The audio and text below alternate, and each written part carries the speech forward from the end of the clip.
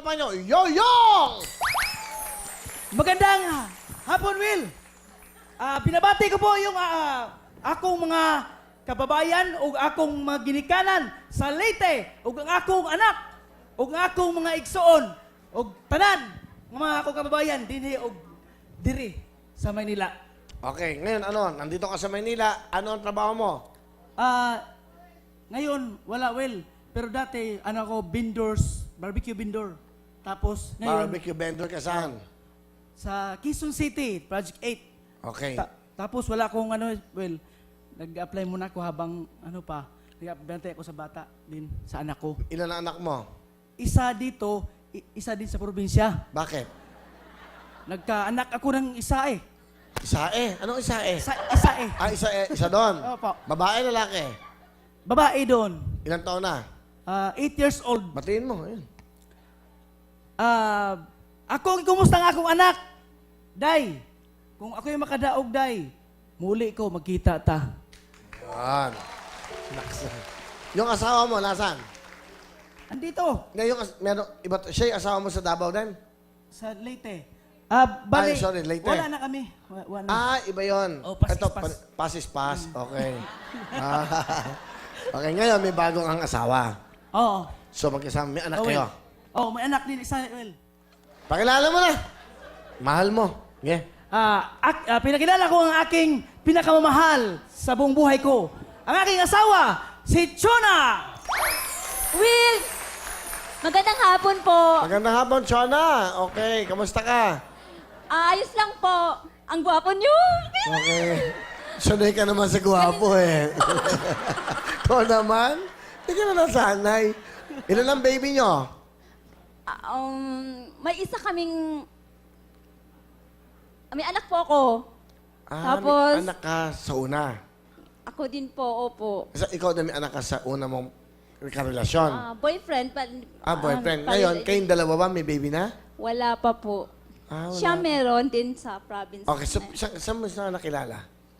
Noon po, mga single pa po kami, 2005, mag-boyfriend na talaga kami. Tapos nag-Dubai po kasi ako, career po muna. Kasi gusto kong makatulong sa parents ko, kaya, tas ayaw ng pamilya ko sa kanya. Naglayas po ako, Will. Namimiss ko na rin yung tatay ko. Ayaw kasi sa kanya, yung tatay ko.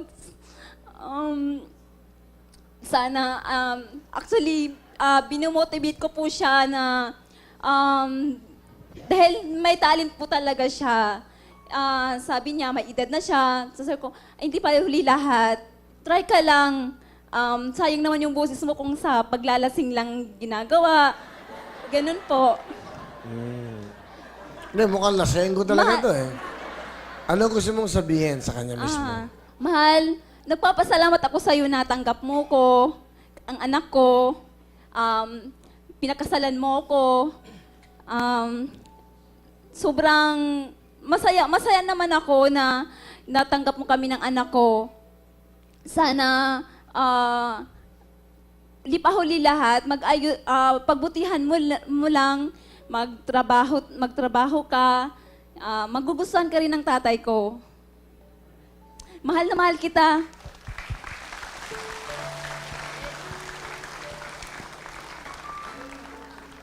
Mahal, huwag kang mag-aalala.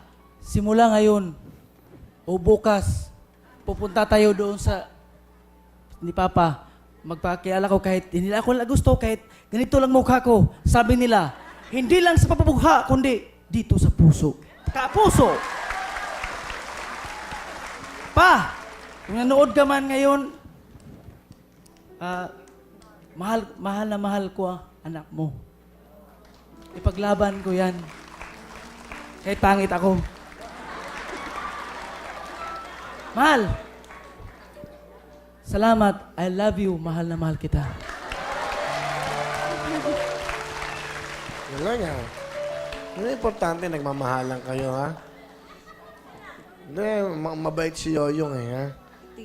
Bakit mo siya minahal? Bakit? Masaya, mahal ko po siya. Masaya naman po siyang kasama. Ayun, pinapatawan niya ako. Wala naman po ako nakikitang, di ko na po tininan yung mga bagay na, pwede pa naman po siyang, may chance naman pong magbago eh. Ang alin? Kung- Bakit? Kasi po, kaya po, ayun, yun po, mga sabi nila na naglalasing, barkada, walang trabaho. May, Tapos tambay. parang ganun. Pero mahal mo siya, importante. Mahal ko po siya. Bakit mo naman minahal siya, no, Chona? Minahal ko kasi mahal ko siya, tapos magaling siya magtrabaho eh. Walang yaka. Okay na eh. Ang ganda na lang ano natin. Tama yung mga kapitbahay mo. Lasenggo, barkada, umiinom. Andun lang kahit... ngayon, sige, tuloy mo. Magaling magtrabaho. Mabait. Mahal ko talaga siya. Wala biro lang. Oh, tapos, nagpapasalamat ako sa kanya. Tinanggap niya ako kahit ganito lang ako. Basta mahal kita. Wala na akong masasabi, mahal na mahal kita. Sobrang sobra talaga yan.